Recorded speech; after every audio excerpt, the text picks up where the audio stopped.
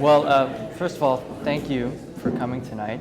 This is a better turnout than we could have ever hoped for, so we are very happy. Friday night.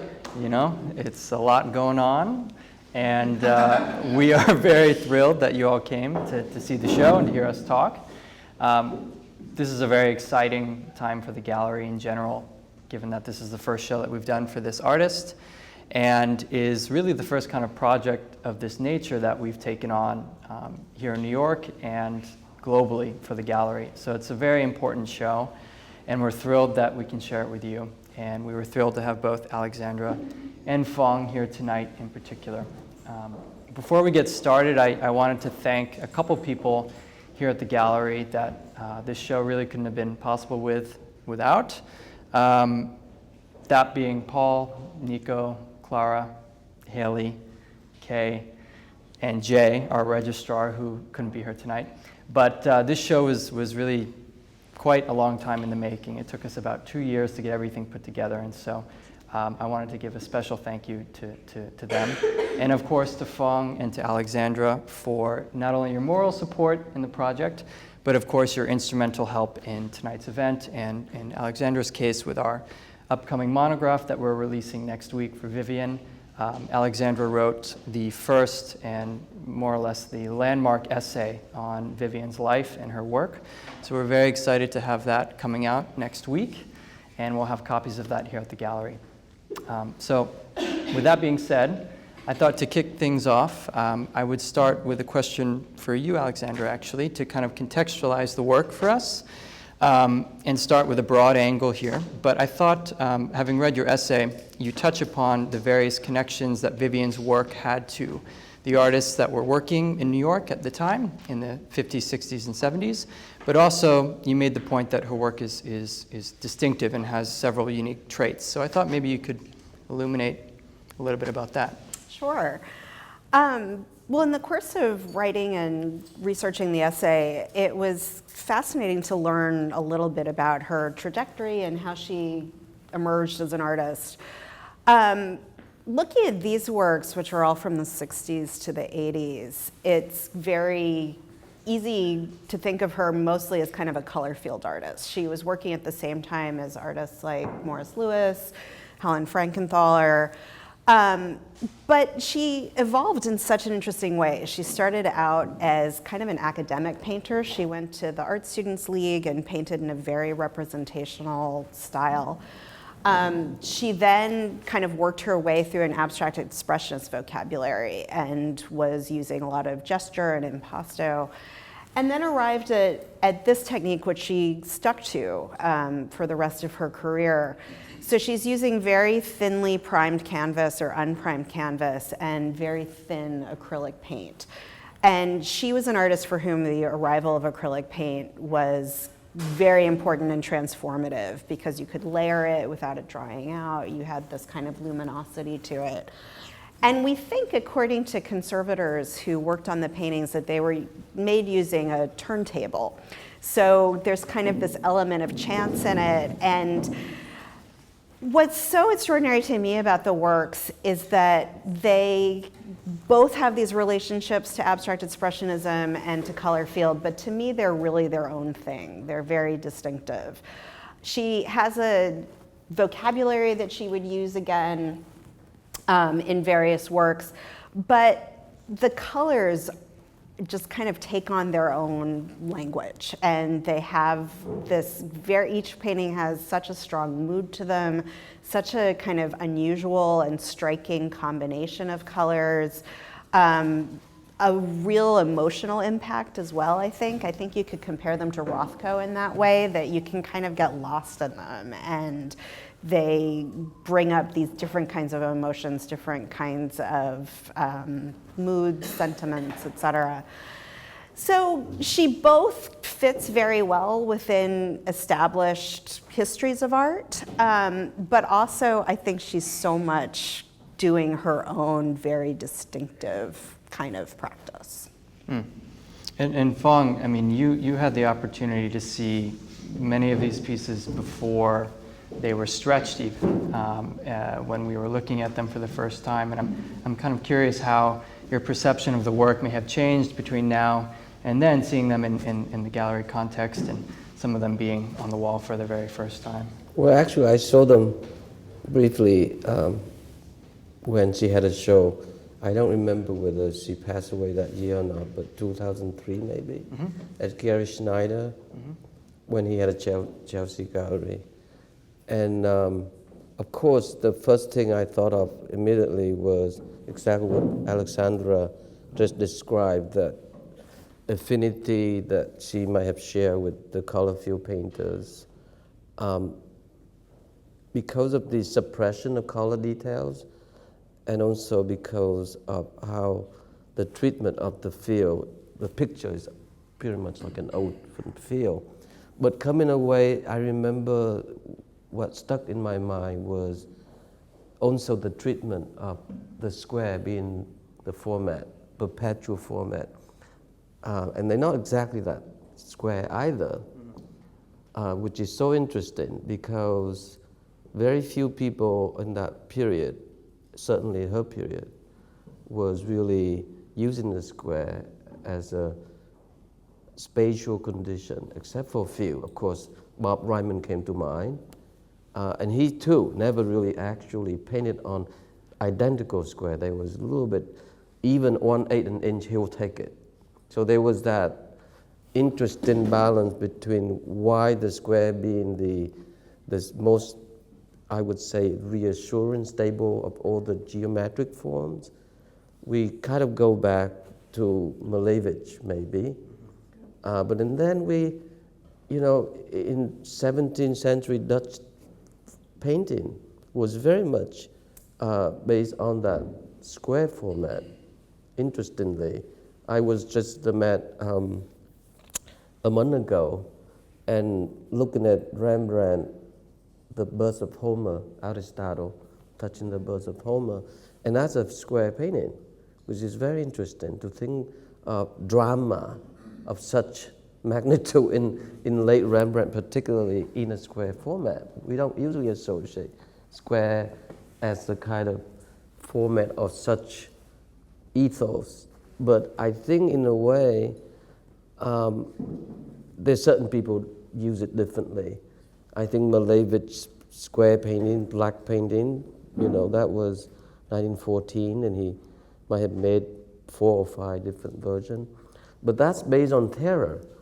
It's the opposite of other people who might see square as a sublime, more, I would say, you use the word spirituality sometimes, which is not exactly the most popular words to use in the 60s particularly, but it's interesting to put in that context. Again, I just read the chronology, and she began to paint this way.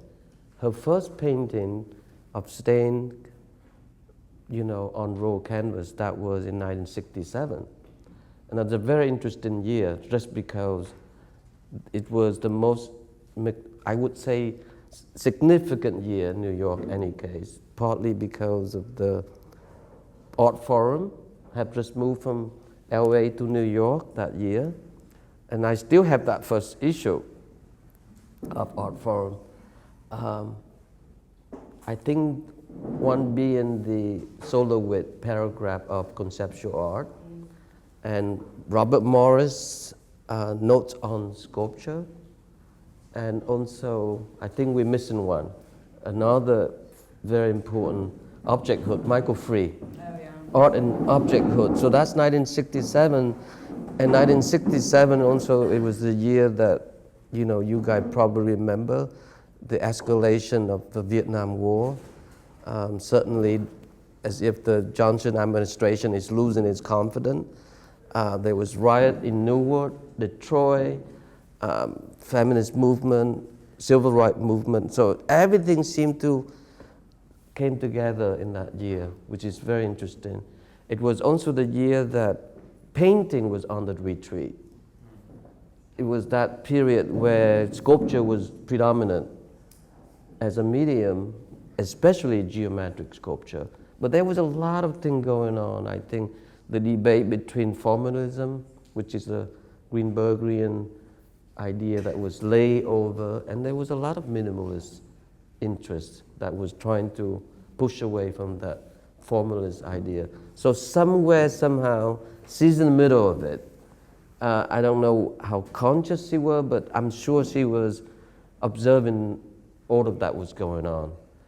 And the last thing I want to mention about this body of works, they are different from the rest of the older peers, be it Kenneth Nolan or Morris Louis and Frankenthaler, precisely because she had a very steep interest in also Asian philosophy, Chinese painting, which she had learned through Wallace Ting, who I had the pleasure to meet a few times in the late 80s and early 90s. So I'm sure there was a rapport going on between her and Wallace Ting. So that's how I remember this coming back slowly. Well, it also, I mean, what you just said strikes me as well, the comment you made about the square format.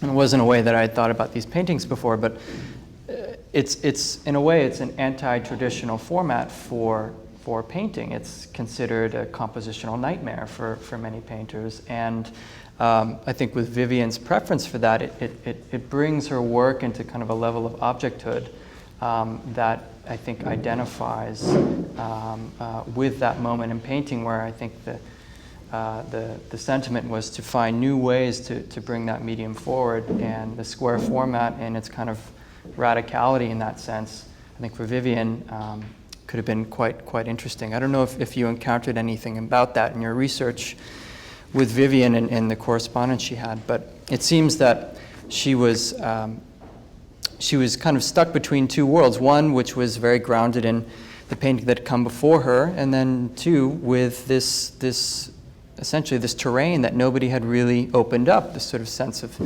the expanding mass of color coming from the center of the canvas. And so I was curious if in your research, Alexandra, you had come across any sources or any sort of attention that Vivian had paid to sort of the discomfort she was feeling in the direction of her painting, or kind of the boundaries that she was hoping to cross in that way. Yeah, I think so. You know, even though, as we've been discussing, you can see the connections to abstract expressionism and to color field, I think she really was a bit of a maverick. Like, she wasn't kind of socially involved with the abstract expressionists and the color field painters to the extent that many artists were. As you mentioned, she was part of Wallace Ting's circle, and that was very much its own kind of community that was very important and influential, but not at the center of the New York art world in quite the same way. And she arrived at this technique of making paintings using the turntable and using the very thin acrylic paint at the end of the 60s, when, as Phong, you were saying, painting was not kind of as much in fashion as it had been. And so she kind of had this inner compass, I think, that was taking her in this direction. And it wasn't at all easy, you know, both because she wasn't doing what was most being written about in the press at the time. It wasn't kind of the going concern in some senses. And she also, I think, struggled in part because it was very, very difficult for a woman to be a painter at the time, for a woman to be any kind of artist, especially if you weren't part of sort of the dominant community. So I think all those things were things that she was thinking about and was kind of struggling with, but she had a very clear vision of what she wanted to do, and she really stuck to it. Speaking of the climate that she was working in at the time, in your text you touch a little bit on the reception of her first few solo exhibitions in New York. Could you maybe expand on that a bit? They were mixed. You know, some of them were very, very warm. I think some people were just very captivated by the originality of her format and of her technique. Some of them were very, I think, tainted by a lot of the sexism of the time, and there was this kind of dismissal of them as being pretty and not terribly serious. Frankenthaler encountered the exact same kind of criticism, often the very same wording. And having worked on Frankenthaler in the past and then gone to see Vivien, it was really striking just how much implicit bias there was in a woman artist trying to make her way as a painter at the time. So it was very striking just how positive some were and how negative others were, and there was not a lot of consistency in the reception back then. And another, towards the end of the essay, in one of the first drafts, you were discussing actually an unpublished fictional story that Vivien wrote. Do you want to maybe provide some context on that? Sure. She considered herself a writer for some period of time, especially a little earlier in her career before she had really kind of devoted herself to painting. And there was one story in particular. I was working a lot with Vivien's personal archives that the gallery now has, and I had a wonderful research assistant who I think is here. Is Rose here? Anyway, so in her papers, she had letters and photographs and that kind of thing, and she also had drafts of some of the stories she had written. And one in particular, as Ethan knows, I became just totally fascinated by. She had written a story about a young student at an art school that sounded a lot like the Art Students League, who had both kind of a mentor relationship and also not quite a romance, but kind of bordering on a romance with a teacher. And honestly, it was a little depressing to read it and to think about it, because the basic message that this character was getting from her school was that women couldn't be serious as an artist. And it seemed to me that it was kind of a way that she was processing the obstacles that she was facing, but it also was this incredible sociological document about what it was like to be a female art student at that time. And you could tell it was very, very hard, and that it was just much, much more difficult for a female student to be taken seriously. And that primarily she was kind of seen as the object of romantic interest and sexual interest, and not so much as a painter. So it was fascinating to me to see kind of how she was dealing with that, both professionally and personally. I didn't end up including it in the final essay because I kind of included some references to what I had gleaned from it, but I think it could actually be its own article sometime in the future. For the next exhibition. Exactly. Phong, you had touched on Wallace Ting's relationship with Vivien a few minutes ago, and I was wondering if, besides their obvious very close friendship, the relationship between their two works and their approaches to painting, since you knew Wallace, if you would be able to comment on that. Well, Wallace Ting was very close to St. Francis, which seemed to be a group of Americans who, after the war, with their GI Bill, and would go to Paris.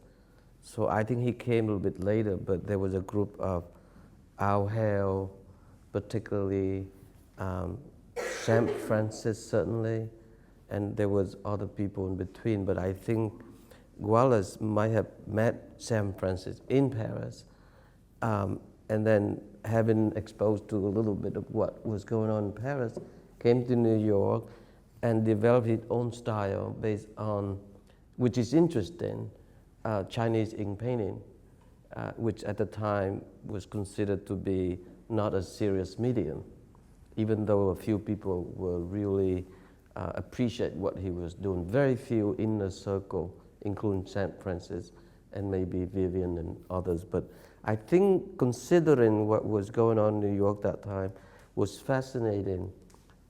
I'm always sort of trying to imagine what it's like when painting is being questioned for its medium specificity, because that was going on in the 60s. I know that I remember talking to Mary Hyman, and she said that I quit being a sculptor and I became a painter because It was a way to give the finger to Robert Smithson and his friends, who was basically undermine painting, you know. So she took up painting to be a painter, basically. The claim that of painting was perpetual, as you know, because again, we're talking about how to look at the legacy of Jackson Pollock. I think that's what's happening in those days, ever since, I don't remember the date exactly, but maybe late 50s. Alan Caprow wrote a very amazing essay called The Legacy of Pollock, Jackson Pollock, where he argued by the mere nature that Pollock broke the conventional European easel where the painting was being made. Now it's on the floor with the whole body in it and expand. You know, this led to Rosalind Krauss, expanded field sculpture, you remember. But it was the time was very radical because it meant that the body is involved, but it's also nature is involved. So earth art emerged out of that, out of happening, certainly. But then we also have performance. There was other people who, like our friend Carrie Schneemann, took that as a performative action, expanded out of what Pollock did. So there was a lot of things going on.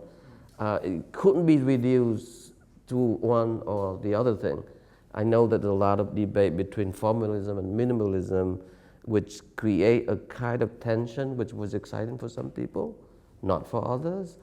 But to go back to her interest in one-shot painting, I mean, there were some people do differently. For instance, even in Alex Katz. I mean, I just went to see the marvelous early works of Alex at the Neuberger Museum. He seemed to develop quite early on the idea of one-shot painting. But Alex's idea of painting is really more invested in the Matisse tradition. Maybe you can even say self-taught art, that he was interested. He loved Rousseau, for instance. So that's an interesting thing to look at that period. But then you had to deal with Monet, which is, I think is interesting, because it must have been in mid-50, I think it's 55, that MoMA purchased Monet Water Lily. That was a huge deal in New York City. I know so because a lot of them haven't been even in Paris, a lot of them. The Koonin haven't gone to Paris, Pollock never.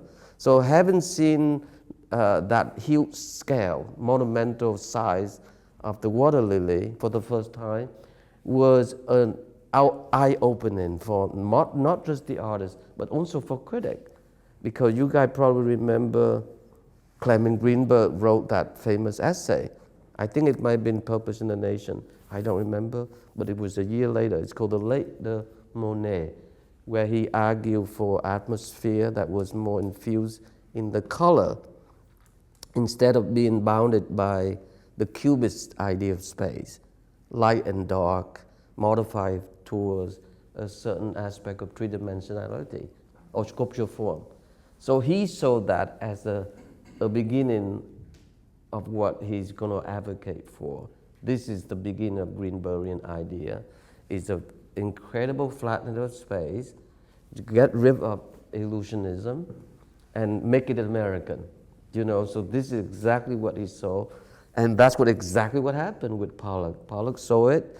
But you know, it's interesting when you talk about the tension that is built between the tail end of abstract expressionism and the beginning of field paintings. Yeah. Where does that come from, really, when you think about it? It really came from Monet in some way, because Monet had this amazing physical, monumental size that you had to deal with, mediate with. At the same time, the physicality of it had a certain kind of natural nature, sublime invitation. Absolutely. You know, so I know that people like Milton Resnick and Guston were very profoundly moved by that painting. And in fact, if you go look back in that period, people like Guston was making this beautiful impressionistic mark making, maybe plus and minor kind of Mondrian-esque in those beautiful atmospheric space, also somewhat square. But they are derived, in fact, they were called abstract impressionists or abstract impressionism. You remember Louis Finkelstein, Vincent? Yes. He's the one who coined that term. Yeah. So there was a very interesting thing going on between people who actually were looking for ways to deviate from the handwritten post-war existentialism in abstract expressionism. I think that's where the emergence of field painting was seen that way. But she's caught in between, but she also have an interest. She have an interest in Asian philosophy, Chinese painting, through Wallace Tin. So I think in that context, it's very interesting. When you think about the perpetual square and how she deal with the image, how she shift the image, knowing that it's going to be that center. And she always trying to shift it a little bit here and there. Yeah. So the idea of one-shot painting in the square fascinates me. Also calligraphy. She was really interested in Asian calligraphy, Chinese calligraphy specifically. And some of her earlier paintings used a lot of black in kind of calligraphic marks that were very, very much coming out of that tradition. But you can also see the connection to Franz Klein and other artists at the time. But that soaking into the support that you see in these paintings, I think, is coming quite directly out of that interest in calligraphy. And a similar kind of, in calligraphy you have one shot, and it's kind of a similar way of arriving at one shot painting via that interest in Asian calligraphy that's a little different, I think, and very kind of distinctive for her. Yeah. And Vivien was also traveling quite a bit during the years in which she made several of these paintings, and we saw that she was actively taking photographs of the flora and the fauna during her travels, and so it does seem that there is a reference to the natural world in these pieces as well, which I find to be another kind of dimension that brings sort of a complexity to the work, because the reaction that we've had from visitors to the exhibition has been very broad, and they pull different things out of these paintings. Everybody has a different response to them. Some see flowers, some see the iris of an eye, some see the cosmos. There's something that feels very human about the way that these are done, but it's through the medium of abstraction, and I think that is something that is very specific to Vivien's paintings. And you see it in some of the earliest pieces from the late 60s when she started the staining technique. A good example is the piece that we have out at the front near reception. That's the earliest work in the show. And you do sense a sort of delicacy and a tentativeness to not only the color, but the application of the paint. And it's almost as if she was trying to find a way to translate her world onto the canvas. And I find that to be a rather nice element of the exhibition. It's something that you really flesh out nicely in the text, and I think seeing the show as well gives you kind of a flavor for that. I want to leave time for some questions, but before we get to that, I thought that maybe a nice way to kind of wrap up our chat was a question that maybe each of you can take a stab at.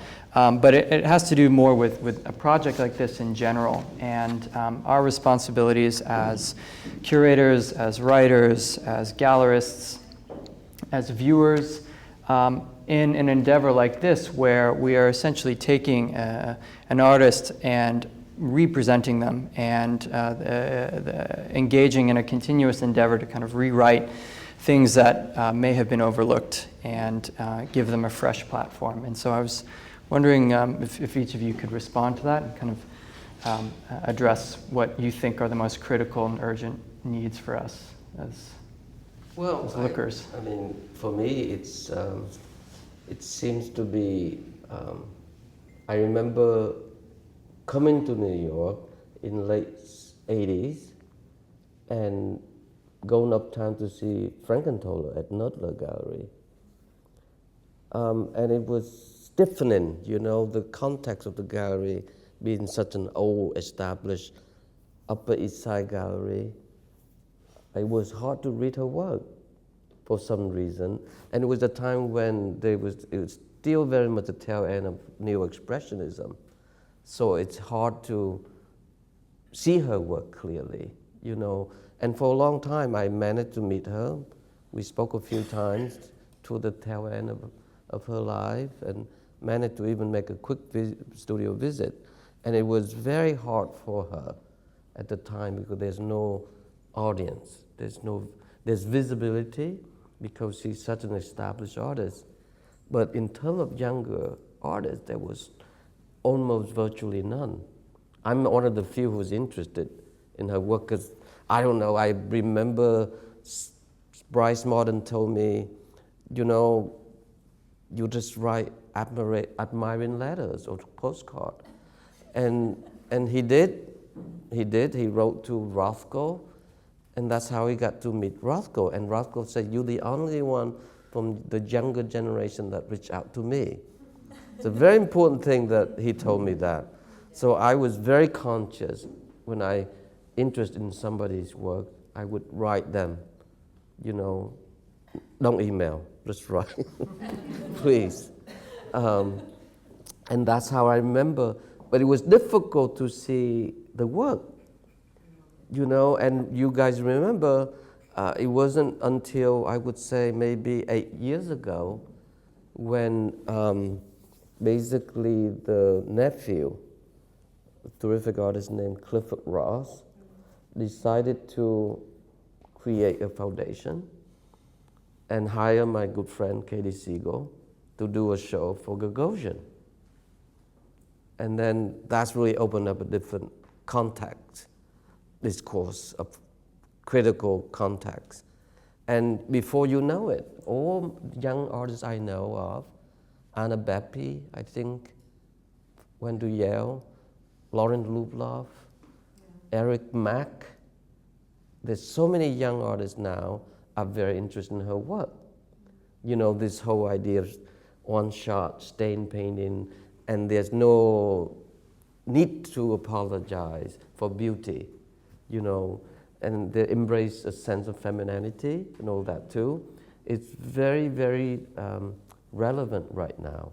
So I hope that this work will attract younger artists to come and see it and discover for themselves for the very same reason. Yeah, absolutely. It's lovely to hear that story about Frankenthaler and also kind of thinking about Vivien in those terms. I mean, for me as an art historian, it was a very kind of interesting but also challenging thing to write because there was pretty much nothing on her. I mean, there were a few reviews.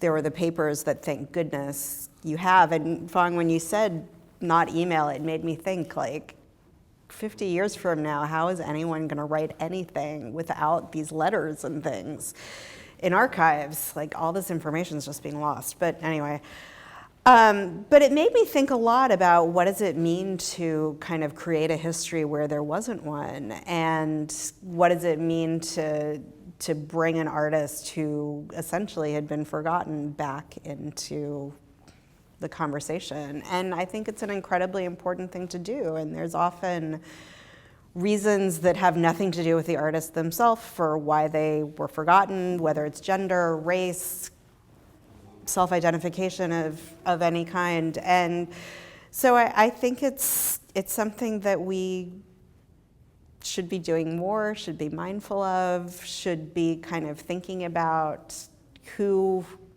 is there in the margins who hasn't gotten the attention that they should, and to really do the work to find the historical,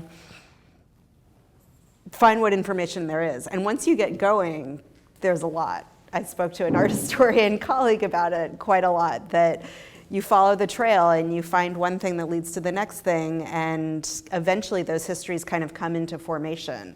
But I think it's something that it's really important to do, and I'm so glad that the gallery is doing it.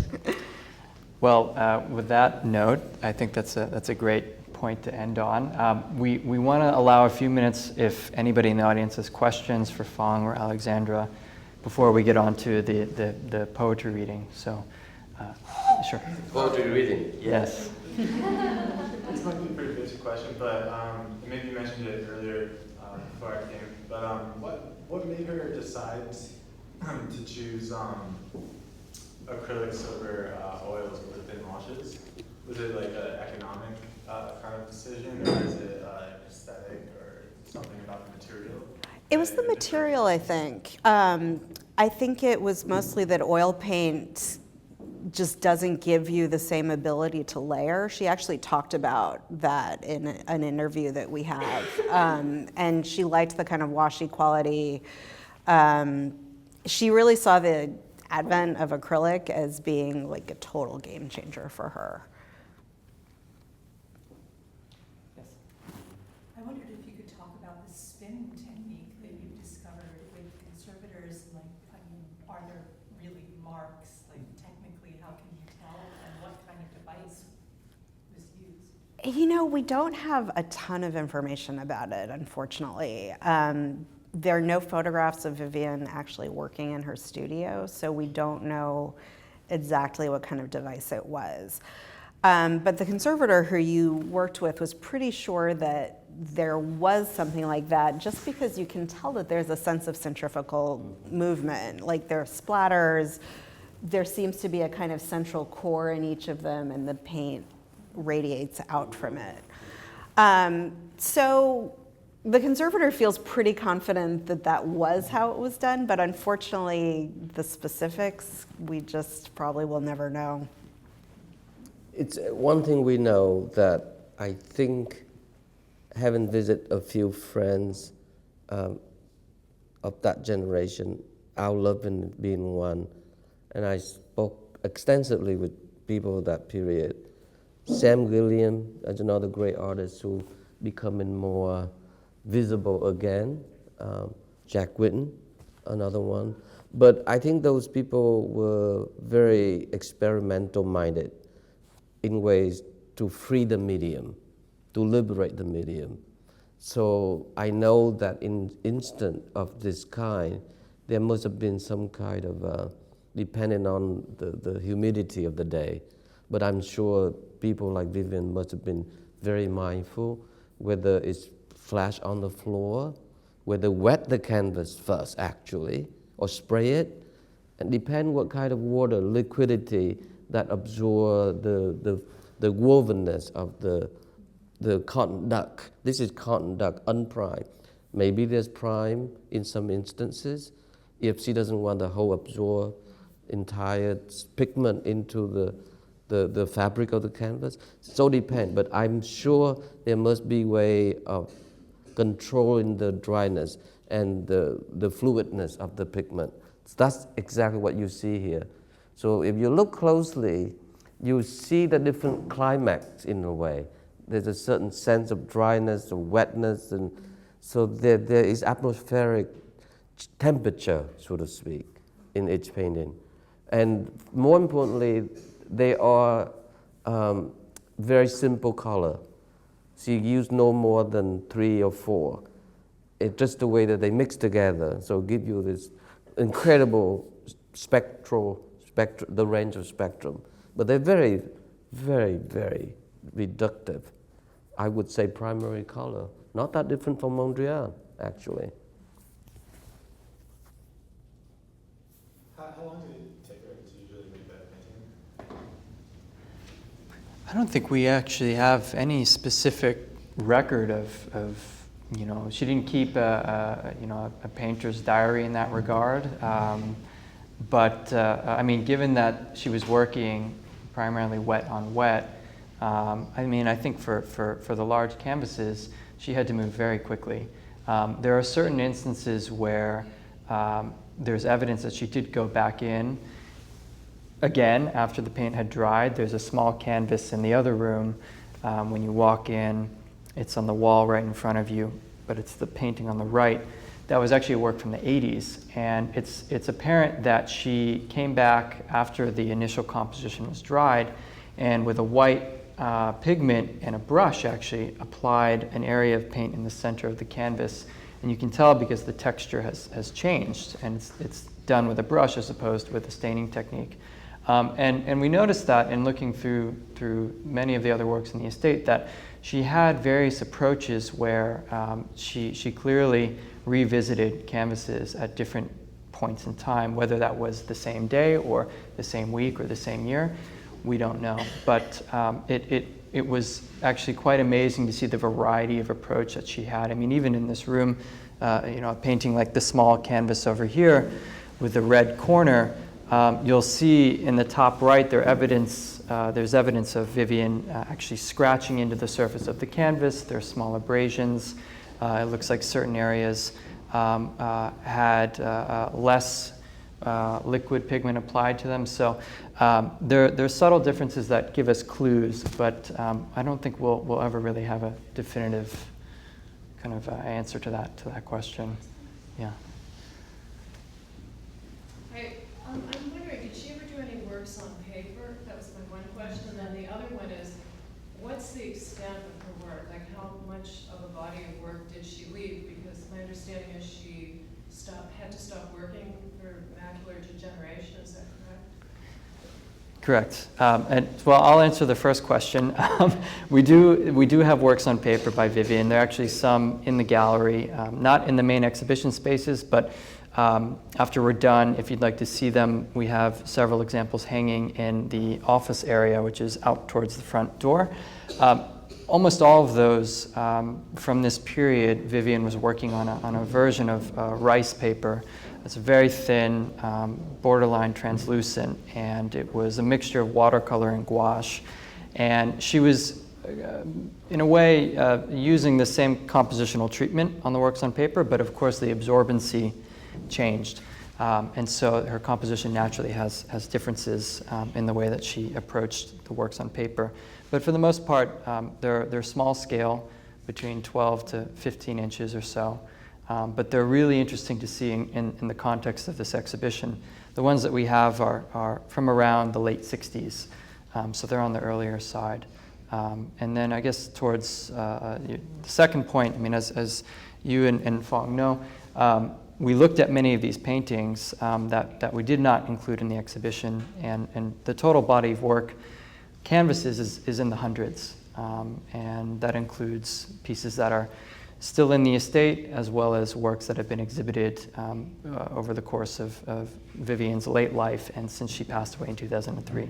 So there's a very substantial group of work, and in the works on paper, I mean, we would estimate well over 100 that are still in existence. So it's a juicy body of work to get into. In the book that we're producing, we're going to be documenting the works in this show, as well as the works on paper, plus a whole slew of additional pieces from the estate. So it'll be really kind of the first full treatment of Vivien's practice, and won't be limited just to the paintings in the show. So. Is there any evidence that she started with doing smaller versions of this, and then she decided to blow it to this dimension? Because I think that the size is very interesting, because you can do something like this small, but to blow it to this proportion is very difficult to handle, to invent a technique. So I was wondering if she did first went so big, or I don't know if there is any evidence that she did some small model first and then she decided to go bigger. Because to maintain the same freshness as if you were doing a small thing is not easy. Mm-hmm.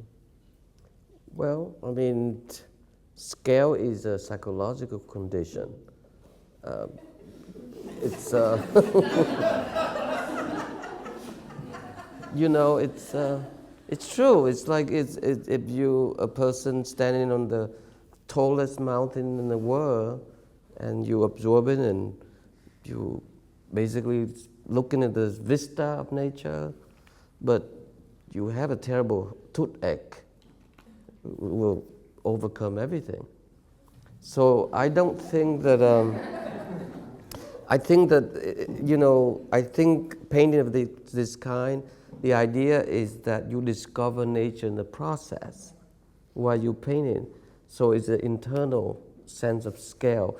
I don't think anyone, not just her, but her generation, would make preparatory sketch or study and then accordingly scale it up to size, And I think this is a very interesting context in the sense of the scale being square or near square. So she knows her space already. So I don't think that it really replicate a study, Replicating, I was thinking, you play around with colors and you see, oh, this is interesting. What would that be big? Right. Not really the idea that you program it and then Yeah. you do it. I was just curious. No, it's a good question. Yeah, no, thank you. Something that is interesting, though, is we know she was working in quite a small studio. So it was obviously very important to her to make large paintings because I think it was very difficult. She really had to devise quite a clever setup just to be able to do them physically. So it certainly seems that the scale was very important to her, but unfortunately, the documentation, we just don't have it. And I think that, I seem to remember reading in the archive at some point that there was some indication that she had not kept a fair amount of work as well as keeping some. Does that sound familiar to you guys? She might have thrown out earlier versions. I think I remember that. I wouldn't totally swear to it. But there's certainly, given that they're one-shot paintings and that she obviously spent a lot of time refining this technique, I would assume that there must have been early paintings that she didn't keep. I think we have time for one more, if there is one. Otherwise, I think Michaela, did you have asked too many.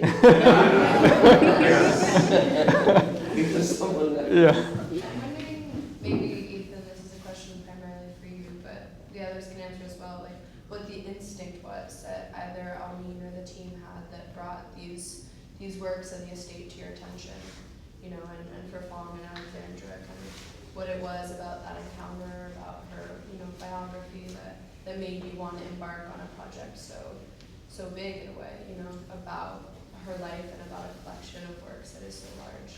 Sure.